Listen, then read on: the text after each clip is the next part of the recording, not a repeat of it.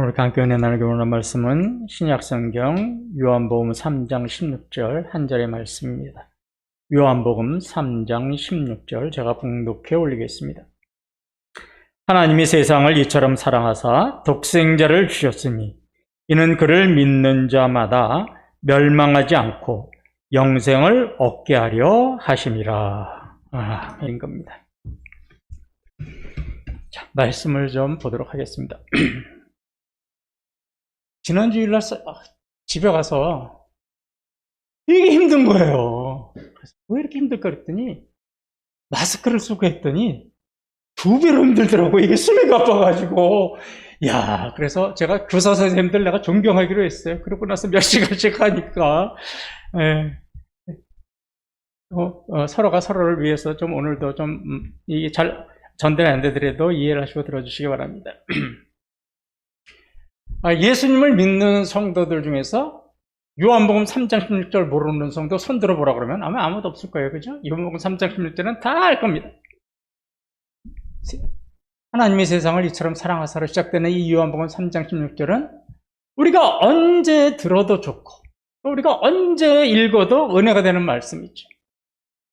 이 요한복음 3장 16절은요, 사실은 기독교가 어떤 종교인가를 보여주는 대표적인 말씀 중에 하나입니다.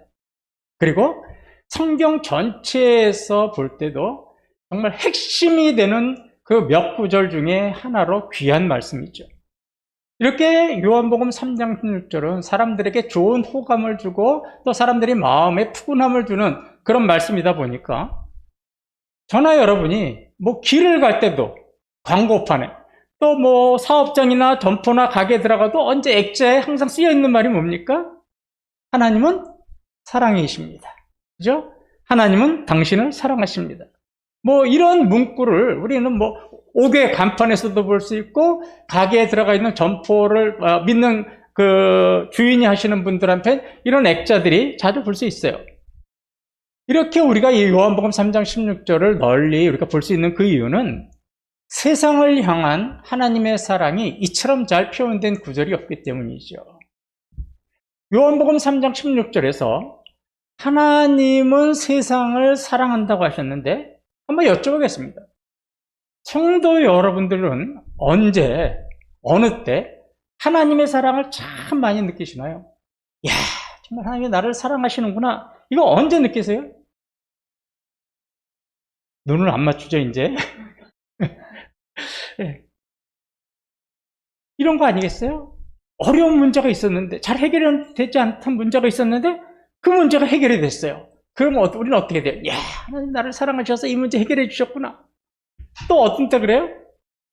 정말 우리 가정이 무탈하고 탈이 없이 그냥 경제적인 어려움도 없이 그냥 행복하게 자식들도 잘 자라고 말썽 안 피우고 이렇게 살아갈 때 뭐라 그래요? 하나님이 나와 우리 가정을 참 사랑하시는가 보다.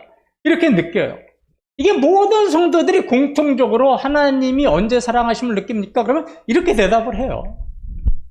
그런데 한번 근본적인 문제를 보시자고요. 우리 요한복음 3장 10절 다 아시지만 요한복음 3장 10절을 한번 다시 보겠습니다.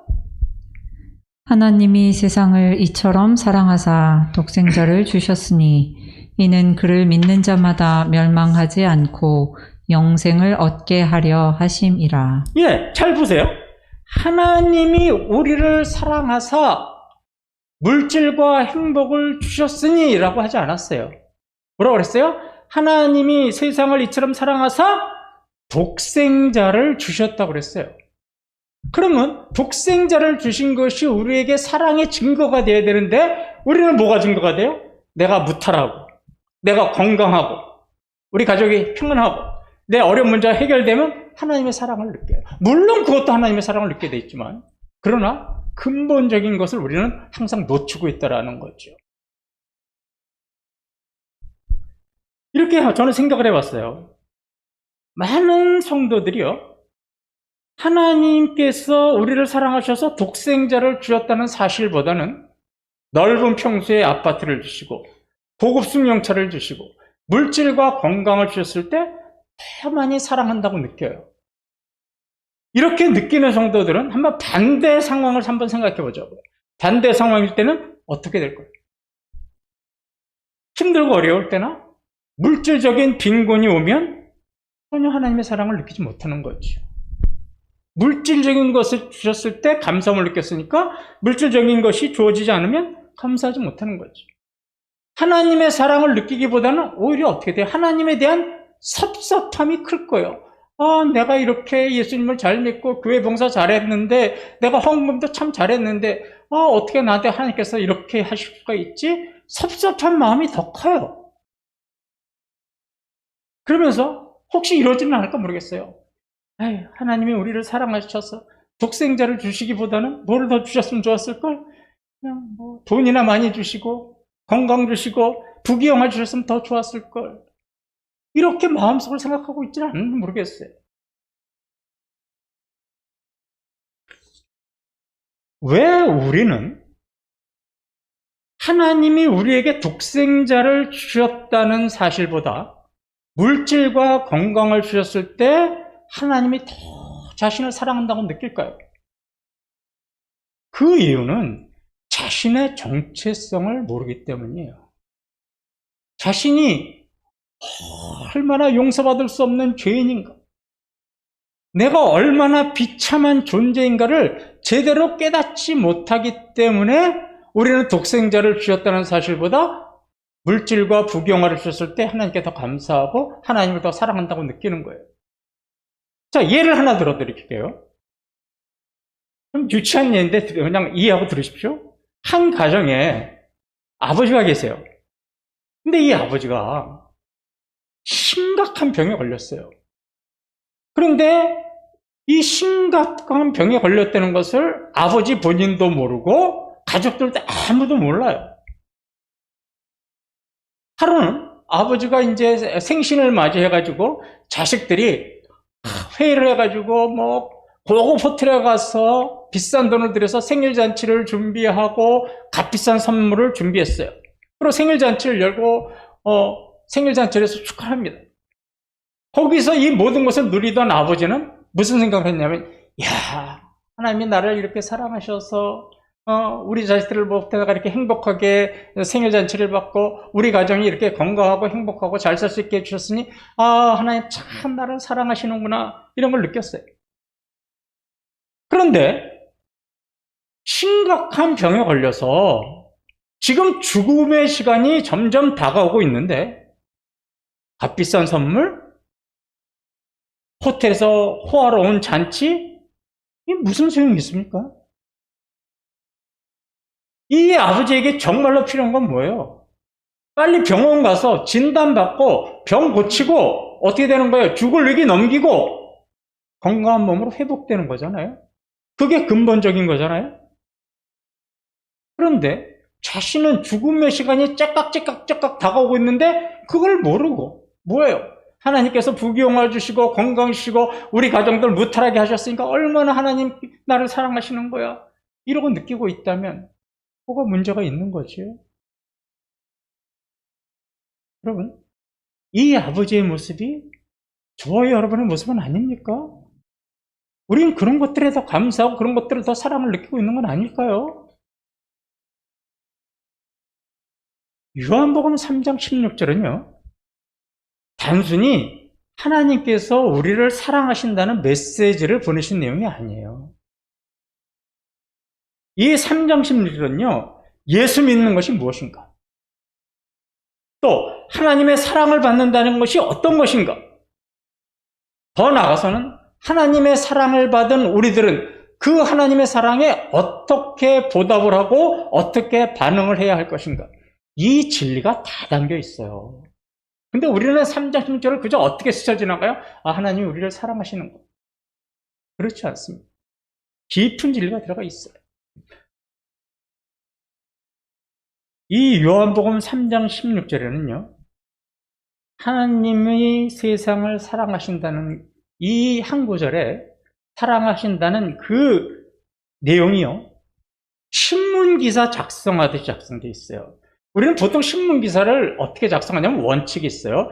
육하 원칙이라는 거죠. 그렇죠? 육하 원칙이라는 원칙에 의해서 이 두 줄밖에 안 되는 이 한 말씀에요. 육하 원칙에 의해서 굉장한 구원의 진리가 다 담겨 있어요. 그럼 육하 원칙이라는 게 뭔가 한번 그거부터 살펴보도록 하죠. 육하 원칙은 이거죠. 6개죠. OW 이랬지. 영어로 쓰면 이렇다는 거예요. 그래서 뭐예요? 첫째는 누가, 언제, 어디서, 무엇을, 어떻게, 왜, 이 6가지의 원칙에 따라서 요한복음 3장 16절에 기록되어 있는데 이 원칙에 따라서 구원의 모든 진리가 이 한 구절에 다 담겨져 있다는 거예요. 그럼 오늘은 이 육하 원칙에 따라서 요한복음 3장 16절을 저와 여러분이 좀 자세히 살펴보도록 하겠습니다. 첫째가 뭐예요? 누가입니다. 누가. 누가. 3장 16절을 보니까 하나님이 세상을 이처럼 사랑하사. 누가 세상을 사랑했습니까? 하나님이 세상을 사랑하셨어요. 세상이 하나님을 사랑한 게 아닙니다. 하나님이 세상을 사랑하셨어요. 세상을 사랑해서 구원하신 분은 하나님이시고 사랑을 받아서 구원받을 대상은 세상 사람들이라는 거예요. 정확한 진리죠. 그런데 세상 사람들은 이 진리를 몰라요. 그래서 우리가 전도할 때 어떻게 해요? 아, 예수님 믿고 천국 가세요 라고 이야기하면 뭐라고 그래요? 괜찮아요. 저는 제 힘을 믿습니다. 제가 알아서 할게요. 이렇게 냉소적인 말을 하죠.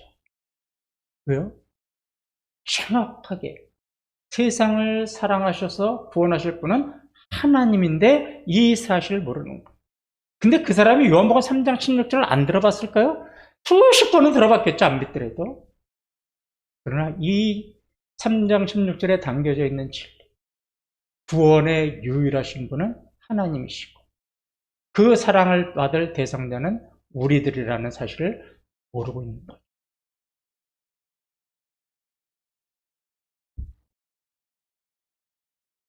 그래서 예배소서 2장 8절 9절에 이렇게 말씀합니다.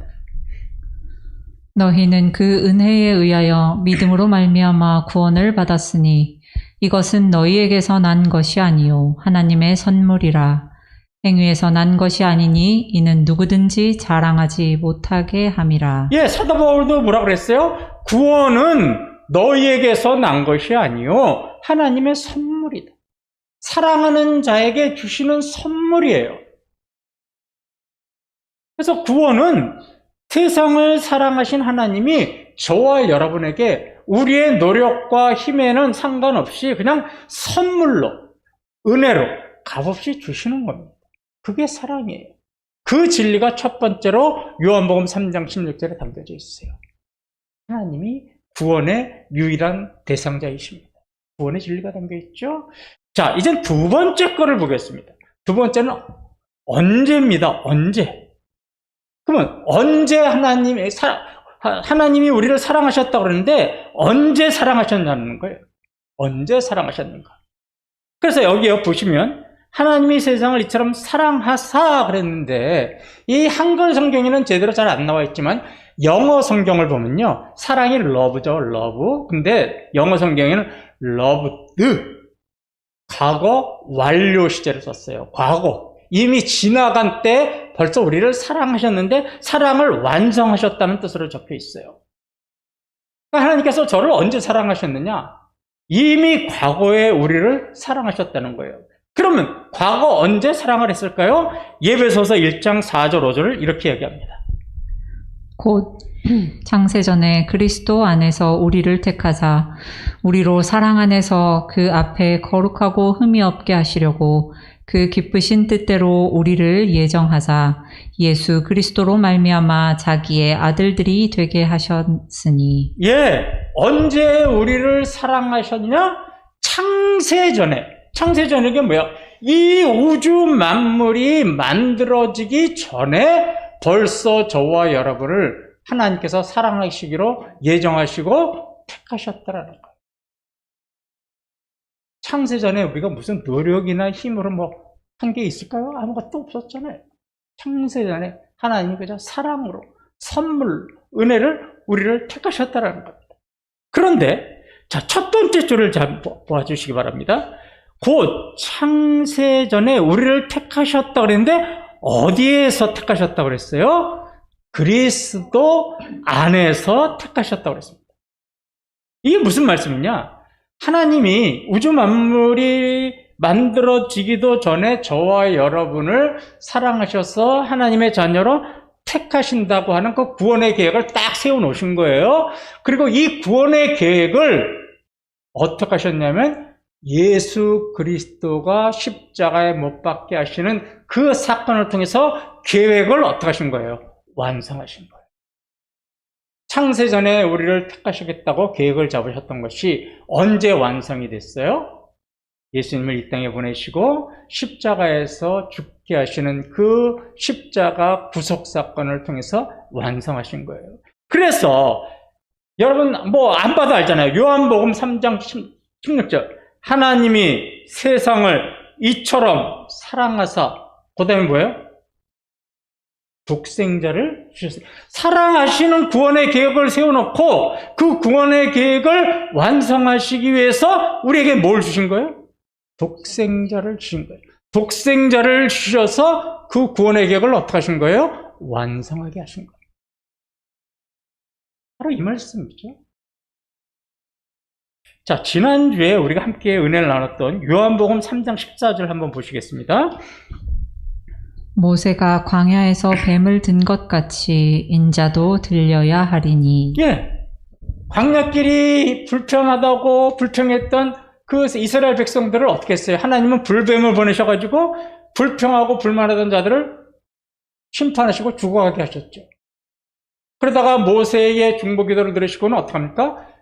놋뱀을 장대에다가 높이 들어가지고 저 놋뱀을 바라보는 자마다 살 것이다. 그럼 놋뱀을 바라보는 자마다 실제로 살았지 않습니까? 자, 이것처럼 하나님은 예수님을 십자가에 높이 매달게 하셨어요. 그리고 뭐 하신 거예요? 이 십자가에 매달린 예수 그리스도를 바라보는 자는 놋뱀을 바라본 자처럼 어떻게 할 것이다? 살 것이다 라고 말씀하신 거예요. 이게 구원의 계획입니다. 그리고 구원의 완성이죠. 그러면 하나님께서는 왜 그의 하나밖에 없는 아들을 십자가에 매달리시기까지 하면서 죽이셨을까요? 이유는 단 한 가지예요. 하나님이 세상을 이처럼 사랑하사 저와 여러분을 사랑하셨기 때문에 그의 아들을 죽이신 겁니다. 자, 이제 세 번째를 보겠습니다. 세 번째는 어디에서입니다. 어디에서? 하나님이 세상을 사랑하셨다고 하는데 어디에서, 어느 장소에서 사랑하셨냐는 거죠. 그 대답은 지금 여러분 화면에서 보시는 것처럼 인자도 들려야 하리라는 말씀에서 알 수 있어요. 예수님을 죄인들을 위해서 십자가에 매달게 하심으로 우리를 사랑하셨죠. 십자가가 우리를 사랑하신 현장이에요. 그의 아들을 아낌없이 내주신, 죽게 하신 그 십자가라는 현장이 하나님이 저와 여러분을 사랑하시는 현장이자 그 십자가는 하나님이 저와 여러분을 사랑하신다는 사랑의 증표지요.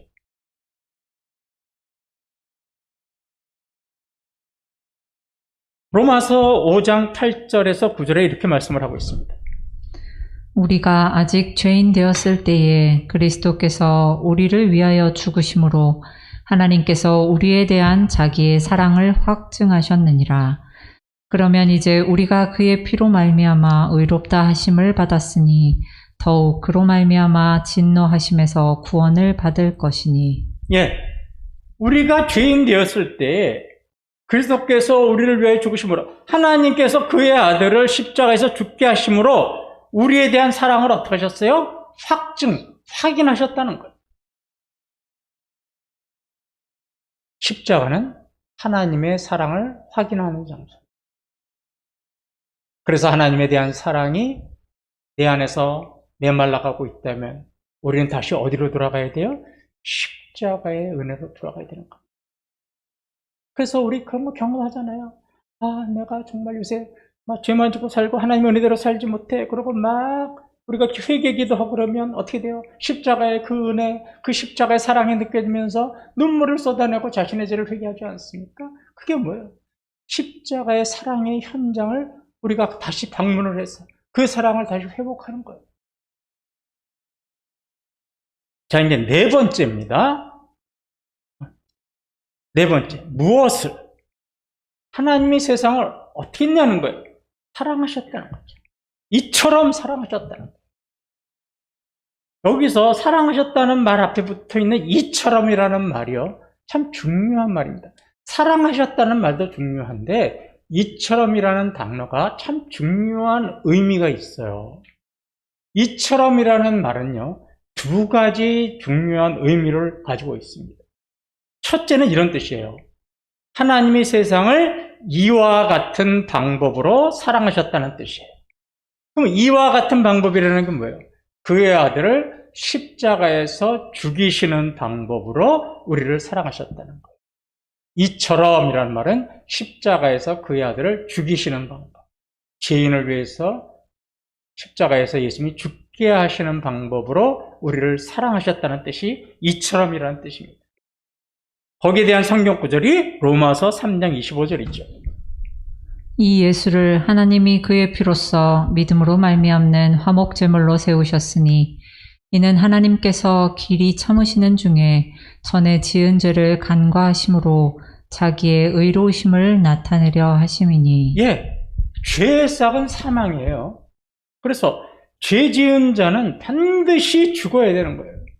죽음이 없으면 죄가 용서가 되지 않습니다. 이게 율법이고 공이죠. 그러면 죄를 용서받는 길은 누군가 죄에 대한 책임을 지고 죽어야 되는데 그 책임이 누구에게 있어요? 죄를 지은 저와 여러분에게 있잖아요. 그런데 저와 여러분을 죽이시지 않고 누구를 죽이셨어요? 그의 아들 예수 그리스도를 십자가에서 죽게 하신 거죠. 왜 그의 아들을 우리의 죄값을 대신해서 대신 죽게 하셨을까요? 그 이유는 한 가지죠. 우리를 사랑하셨기 때문입니다.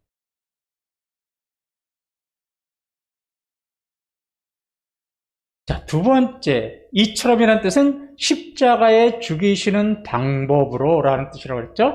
두 번째, 이처럼이라는 두 번째 의미는요, 이만큼이라는 뜻이에요. 이만큼 사랑하셨다.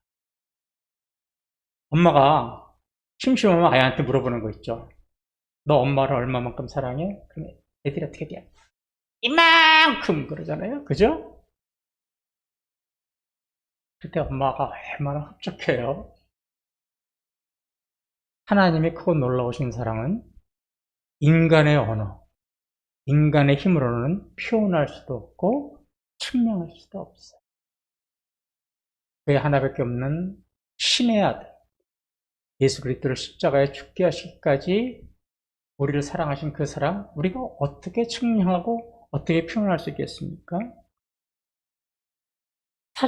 그림을 하나 보세요. 이런 액자가 있었대요. 십자가에 예수님이 피 흘려 돌아가신 사진, 이 액자가 있었고요. 그 액자 밑에는 어떤 글이 있었냐면 이런 글이 있었습니다. How much do you love me? 예수님, 저를 얼마나 사랑하시나요? 이렇게 적혀 있어요. 그리고 그 밑엔 이렇게도 적혀 있습니다. This much, 만큼. 네가 지금 이 액자에서 보듯이 나의 아들을 십자가에 죽일 만큼 나는 너를 사랑한단다 라는 액자가 있대요. 참 감동 깊은 액자지요. 그래서 이처럼이라는 말은 십자가에서 죽이시는 방법으로 십자가에서 그의 아들을 죽이실 만큼 저와 여러분을 사랑하셨다는 것. 자, 이제 다섯 번째 거를 보죠. How, 어떻게입니다. 하나님께서 우리를 사랑하셔서 어떤 방법을 사용하셨냐? 독생자를 주셨다는 거죠. 그의 아들을 아낌없이 십자가의 죽음에까지 넘겨주셨습니다.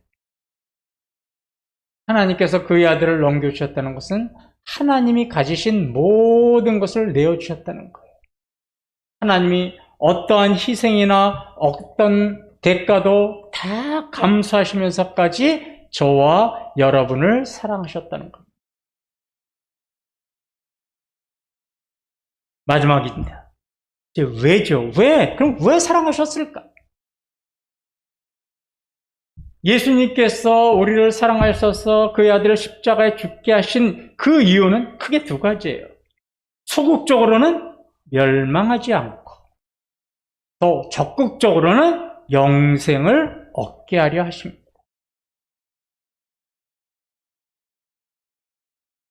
광야에서 불순종하던 이스라엘 백성들이 불뱀이라는 심판을 통해서 죽었지 않습니까? 지금도 예수님을 믿지 않는 자들은 이와 같이 멸망당할 수밖에 없죠.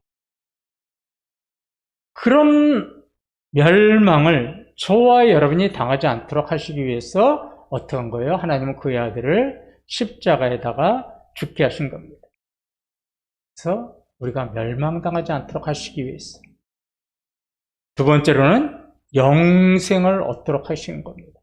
죽음을 초월해서 영원한 생명을 가지고 이 땅에서부터 기쁨과 희락과 평강으로 살아가도록 하시기 위해서 하나님은 그의 아들을 예수 그리스도를 십자가에서 죽게 하신 거죠. 그만큼 우리를 사랑하셨다는 겁니다. 자, 이제 이 요한복음 3장 16절의 말씀을 이만큼 풀었으니까 결론으로 좀 도달하도록 하죠. 요한복음 3장 16절에는요, 지금 제가 육하 원칙에 의해서 말씀드린 것보다 더 중요한 사실이 하나 있습니다. 하나님께서 세상을 사랑하셔서 그의 아들을 십자가에 죽게 하심으로 멸망당하지 않고 영생을 얻을 수 있는 구원의 계획을 완벽하게 세워놓으셨어요. 그런데 이 구원의 혜택은 누구나 누릴 수 있는 것은 아닙니다. 아무나 누릴 수 있는 것은 아닙니다. 3장 16절에는 그 조건이 명확하게 나오죠. 어떤 조건입니까? 그를 믿는 자마다입니다. 십자가에서 피 흘려 돌아가신 예수 그리스도를 믿는 자마다 구원을 얻을 수 있습니다. 요한복음 3장 16절을 잘 보시면 하나님이 세상을 이처럼 사랑하사 독생자를 주셨으니 이는 예수 그리스도를 아는 자마다라고 적혀 있지 않습니다. 예수 그리스도를 안다고 구원받지 못합니다. 기도하는 자마다라고도 하지 않았습니다. 성경을 많이 읽은 자마다라고도 하지 않았습니다. 교회를 다니는 자, 직분을 가진 자라는 말씀도 없습니다. 오직 유일한 조건은 뭡니까? 그를 믿는 자마다입니다. 하나님이 세워놓으신 그 구원의 계획은 위대하고 놀라운 사랑의 계획이지만 그 예수 그리스도를 믿지 않으면 그 구원의 계획은 내 것이 되지 못합니다.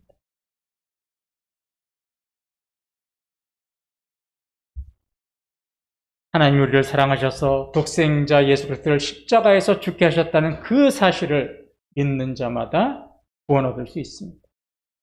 하나님이 나를 이만큼 사랑하셨고 나도 이제 그 사랑을 본받아 하나님을 사랑하고 그 말씀대로 살아야 되겠다라고 결단하는 자마다 구원을 얻을 수 있습니다.